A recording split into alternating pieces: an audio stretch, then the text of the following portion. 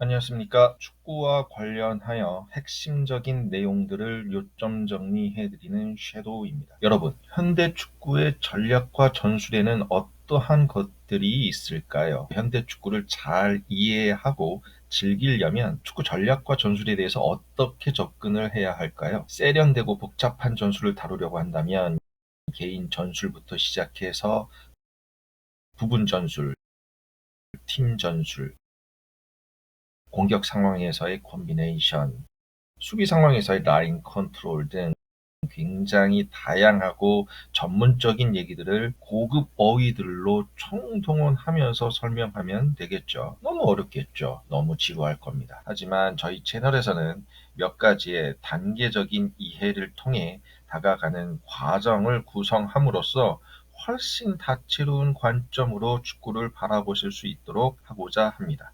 오늘 그 첫 번째 챕터로서 축구 경기 상황별 시스템 축구의 이해라는 제목으로 요약 정리해 보도록 하겠습니다. 축구 경기에서 일어나는 상황들을 유형별로 정리해 보면 크게 네 가지의 시츄에이션으로 요약해 볼 수 있을 텐데요. 수비를 하고 있다가 공격으로 전환되는 순간, 공격을 계속해서 가져가는 상황, 공의 소유권을 뺏기면서 수비로 전환되는 순간, 계속해서 수비를 가져가는 상황, 흔히 얘기하는 4대 트랜지션으로 정리가 가능할 것 같습니다. 자, 그렇다면 현대 축구에서는 이 네 가지의 트랜지션이 왜 강조되고 있는 걸까요? 워낙에 빠르게 변화하고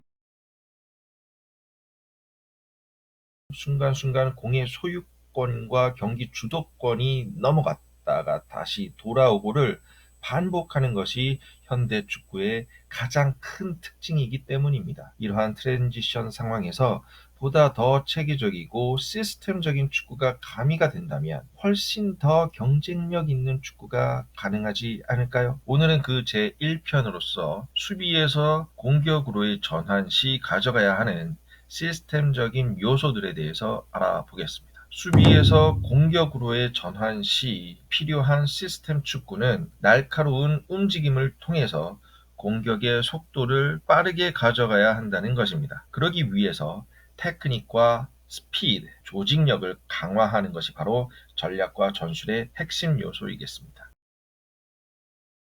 크게 네 가지의 핵심 포인트로 한번 요약 정리해 보도록 하시죠.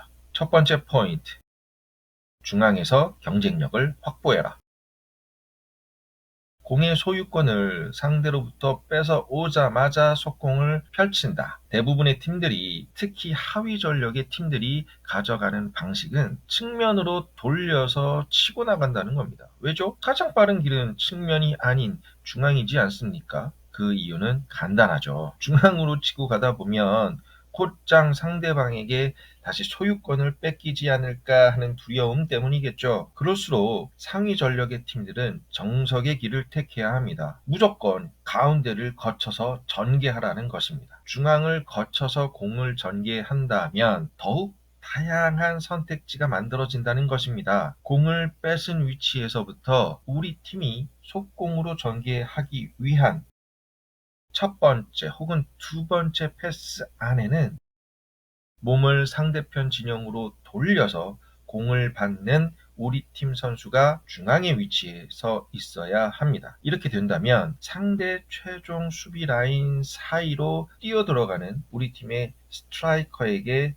바로 공을 전달할 수가 있게 되는 것이죠. 혹은 바로 스루 패스를 넣어주지 않는다 할지라도 앞으로 공을 빠르게 전진시키며 나아갈 수 있는 여력이 생깁니다. 중앙으로, 측면으로 뛰어들어가는 우리 팀 공격수들이 존재하는 한 중앙에서 공을 가지고 있는 선수의 플레이를 상대 수비진이 섣불리 예측하기 어렵기 때문이기도 합니다. 그러니 축구 경기를 통해서 확인해 보시자고요. 상위 전력의 강팀들이 택하는 속공의 루트가 측면으로 빠져서 나가는지 중앙을 거쳐서 전개가 되는지 말이죠. 두 번째 포인트. 속공에도 약속된 루트와 유기적인 움직임이 필요하다. 여러분, 속공으로 공격을 전개할 때 우리 팀 진영에서부터 상대팀 페널티 박스까지 가는 시간이 어느 정도가 걸릴까요? 아마도 빠르면 5초 내외, 길어야 7에서 8초 사이에 모든 승부가 갈립니다. 우리 팀이 결정적인 득점 찬스를 만들어내거나 상대팀이 수비 블록을 형성해서 속공을 저지해내든가. 예, 맞습니다. 공을 탈취하고 5초에서 6초 사이로 상대팀이 수비 전열을 가다듬을 새 없이 위협적인 공격 시퀀스를 만들어내라는 것입니다. 그렇다면 속공을 잘 전개하려면 어떻게 해야 할까요? 최소 3, 4가지의 약속된 루트가 있어야 하며 그에 맞게 선수들 각각의 유기적인 움직임이 수반되어야 하는 것입니다. 뛰어가는 선수가 필요합니다. 상대 센터백 사이로 침투하는 스트라이커, 상대 수비진에 영향이 미치지 못하는 측면으로 벌려서 뛰어가는 윙 포워드, 스트라이커와 윙 포워드 사이 하프 스페이스 또는 그 어딘가로 지능적인 움직임으로 침투하는 섀도우 스트라이커, 질주해서 달려가는 공격수가 최소 이렇게 3명은 있어야 하겠습니다. 이들을 향해 찔러주는 선수가 필요합니다. 앞서 언급했던 것처럼 몸을 상대편 진영으로 돌려서 공을 받는 우리 팀 선수가 중앙에 위치해 서 있어야 하겠습니다. 공을 키핑해서 연결해주는 선수도 필요합니다. 좋은 위치로 공격수가 뛰어들어갈 수 있도록 찔러주는 선수가 좀 더 좋은 시야를 확보할 수 있도록 이 사전 작업에서 공을 키핑해 주면서 속공을 죽여버리지 않고 공의 속도를 살려서 내보낼 수 있게 해 연결해주는 링커가 제 몫을 해줘야 합니다. 그리고 이 모든 선수들을 보호해주는 선수들까지 전방위적인 약속된 루트로 더욱 유기적인 움직임으로 속공을 전개할 필요가 있습니다. 이것도 우리가 축구 경기를 통해서 확인해 보시자고요. 어떠한 팀들이 속공을 전개하면서 어떠한 루트로 약속이 된 듯 움직이고 있는지 말이죠. 세 번째 포인트. 중앙에서 측면으로, 다시 측면에서 중앙으로. 우리 팀의 속공 전개 시 가장 이상적인 장면은 아마도 상대 최후방 수비 라인을 깨고 중앙으로 빠르게 침투하는 스트라이커에게 스루 패스가 연결되는 상황일 것입니다. 골키퍼와 단독으로 마주하는 결정적인 찬스를 맞이할 수 있을 테니까요.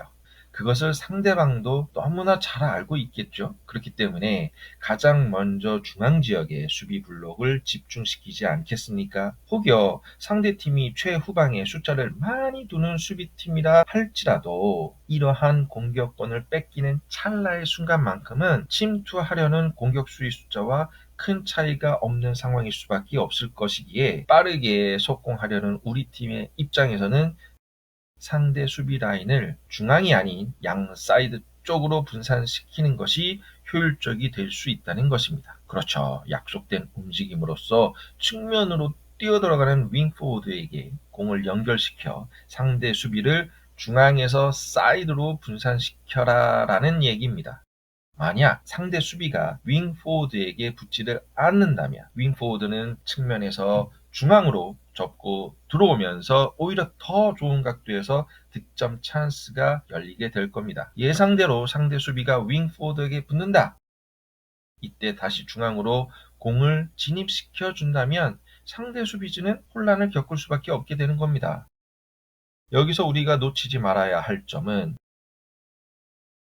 중앙에서부터 측면으로, 다시 측면에서 중앙으로 공이 전개되어야 한다는 것입니다. 그것이 아닌 처음부터 측면에서 전개가 된다면 상대 수비진도 이를 활용해서 우리의 공격 흐름을 측면으로 묶어둔 채 그 시간 동안 빠르게 중앙의 수비 블록을 형성시키게 될 것이기 때문에 우리 팀의 속공 플레이는 결정적인 찬스를 만드는 데 실패하게 될지도 모릅니다. 축구를 즐겨보시는 대부분의 분들께서 생각하시는 스피드를 갖춘 공격의 퀄리티가 있는 팀이냐 없는 팀이냐의 판단은 바로 이 미세한 차이점에서 갈라진다는 것을 우리 직접 축구 경기를 보시면서 한번 확인해 보시는 것은 어떨까요? 네 번째 포인트.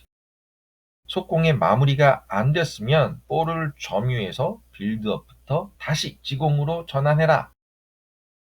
공을 상대방으로부터 탈취를 해서 빠르게 속공으로 전환해서 득점으로까지 연결시킬 수 있다면 그보다 더 효율적인 축구가 있을까요? 가장 효율적인 축구가 될 수 있다는 말은 반대로 놓고 보면 그만큼 어려운 것일 수도 있다는 의미겠죠. 물론 우리 팀 공격수들의 역량이 아주 높아서 훌륭한 슈팅 능력과 골 결정력을 갖추고 있다면 속공 플레이메이킹을 통한 공격 포인트 창출 가능성이 극대화가 될 수 있을 것입니다. 그러나 아무리 훌륭한 공격수라 할지라도 100%에 가까운 성공률을 보장할 수는 없는 노릇일 테고, 현대 축구의 데이터나 통계치를 살펴보더라도 역습을 통한 공격 성공률은 아무리 높게 잡아도 10에서 40%를 상회하기가 쉽지는 않은 것 같습니다. 그럼에도 이 수치는 다른 어떤 공격 상황보다도 높은 확률에 속하기 때문에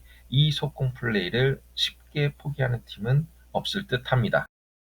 그렇다면 이렇게 득점에 실패하게 될 경우 그냥 상대방에게 공을 내주고 다시 수비로 돌아가는 선택이 현명할까요? 모든 분들이 아시겠지만 수비를 하는 시간이 길어지면 길수록 공격 시퀀스에 대비해서 체력 소모가 훨씬 크다는 것이 일반적인 사실입니다. 그러니 우리 팀이 공격을 좀 더 유지하는 것이 유리하지 않을까요? 그렇습니다.